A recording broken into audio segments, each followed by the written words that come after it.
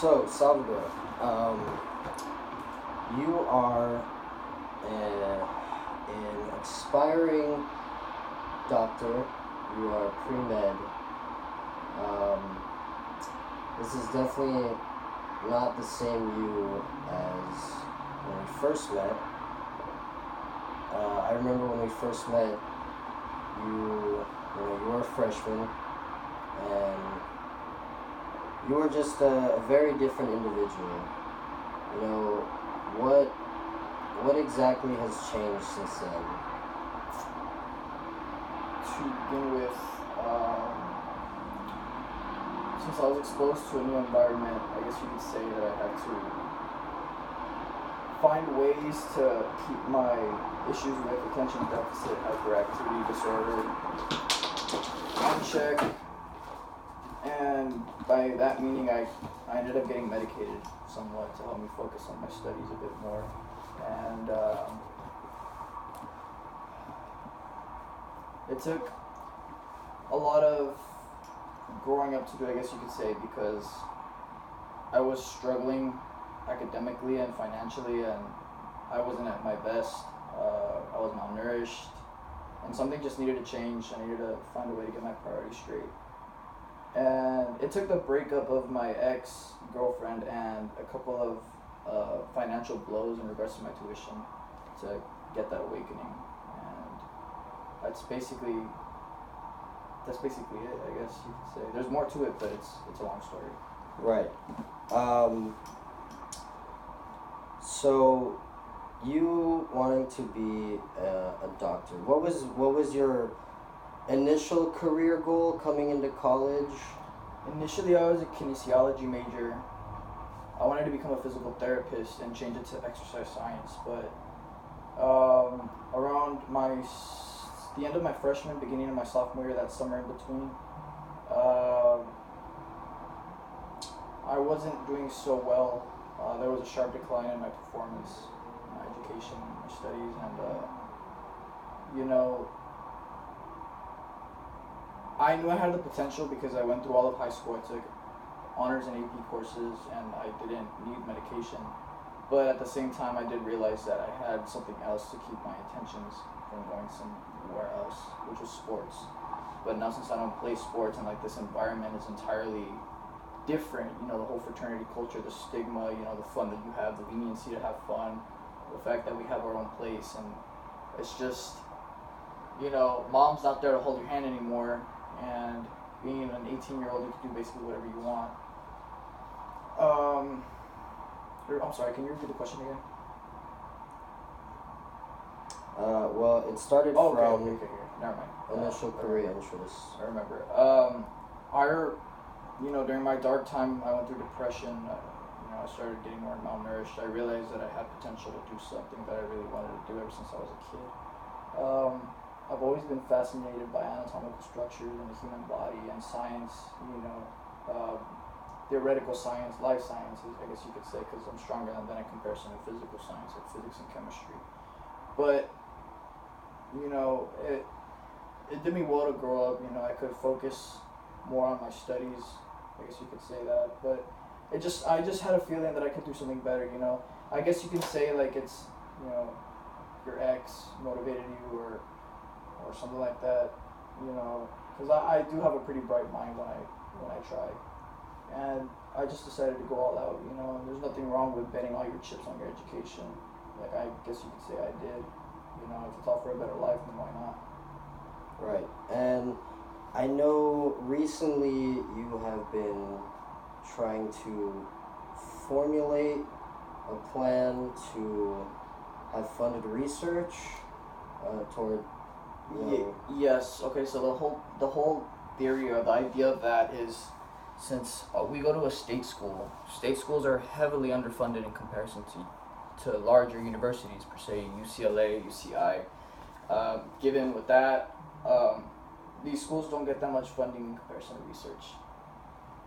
So why not use the network that I have on a daily basis to find a way to fundraise some money to establish an annual event, in which that annual event raises awareness and funding for research in regards to neurodegenerative diseases.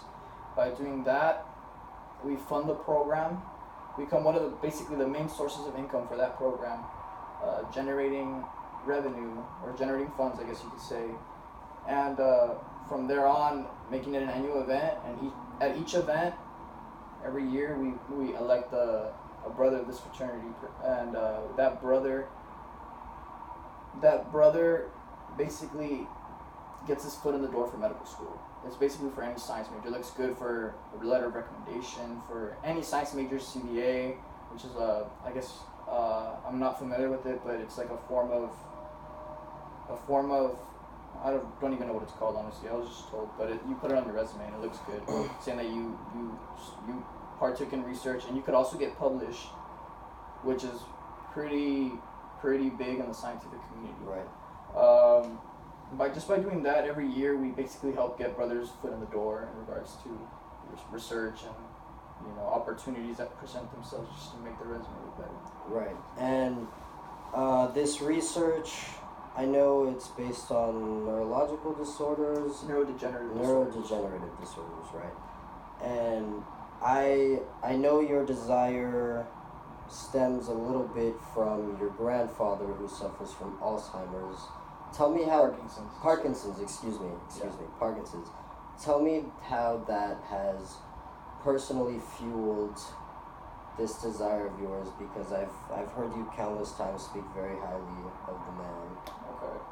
Well, for those who don't know, my grandfather was a really good man. He was a man of God. He was raised to follow and praise the word of Jesus. He was very strict on his kids. His kids were not allowed to wear shirts when they went to mass, per se, and just simple stuff. Simple morals. Be well to thy neighbor, however you want to put it. But my grandfather was a good man. It's just that when he was around in his mid-60s, he was diagnosed with Parkinson's disease.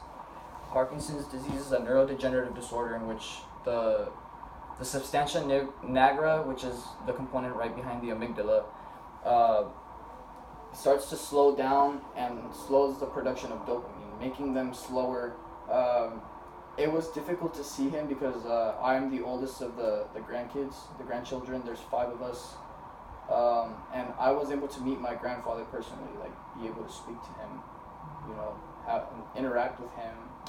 And right about the age of 9, that's when I found out that he had Parkinson's. Just seeing his health deteriorate entirely. It all just started like that. But I could just remember yesterday talking to him. It started off, with simple things like forgetting. He started forgetting certain things. Wake up in the morning and brush his teeth with the wrong toothbrush, and then after that it started getting difficult for him to move. For example, he had trouble getting up from his seats. He had trouble, someone had to follow with him to walk to make sure he didn't fall. He even had trouble sitting. We would sit him in the chair, on a chair in the dinner table, and he would just stiffen up, as he'd be eating, and just slowly just slip off the wooden chair, and there had to be someone there to make sure that he didn't fall. So we had to keep pulling him up. But it just started getting more difficult to take care of him, and my grandmother, who was also a woman of God, took care of him until she no longer could, until he needed a feeding tube. So they took him away from her, and they kept him in a nursing home, and ever since then he's been catatonic, meaning he can't move. Growing up, my mother always told me that she wanted one of her children to try to become an astronaut, a doctor, a lawyer, something big. Coming from a small little ranch in Mexico, dreaming big was almost a crime. But when they came here, I guess with ADHD comes, great ideas and great potential. And since I've always had a strong interest in that, it was just casualty that this opportunity presented itself, because I was planning on transferring to another university and just wilding out, wanting to start all over again for personal reasons. And my colleague, my fraternity brother, Walter, was about to get expelled as well. So we literally met by chance. We we're about to cross each other's path without even knowing, what great things could have came from it. And just my luck, Walter, who was trying to become a neuropsychologist, I believe I may have used the wrong term, but he showed me what he was working with, and he tried to help me with my roadmap into medical school. Which programs, which organizations I could join for the underrepresented students, like minorities, scholarship funds, basically every resource that he went through to get accepted into Duke, UCLA, the University of Pennsylvania, I believe. I could be wrong, but he went out of his way to help me, try to get into medical school. And I haven't applied yet. I'm still a ways from getting my bachelor's in science, but he showed me what he was working with, and the whole purpose of what we're trying to do in that laboratory is we're trying to find ways to slow down the death of nerve cells or neurons, to make the quality of life for humans with neurodegenerative diseases like Alzheimer's, Parkinson's, ALS, which is Lou Gehrig's disease, multiple sclerosis, and even anxiety, trying to make their quality of life. And right now there's no cure, but there are treatments to prolong it, to allow people to live their lives a little bit more than just succumbing to the illness and just dying within, I guess, years. So it's basically. All right. Well, Sal, it definitely looks like you are on the right path. Very motivated. You definitely are doing it for very good reason, and I commend you for that. Thank you very much for sitting down today, Of course. and having this interview with me. And I wish you all the best. Thank you. Cool.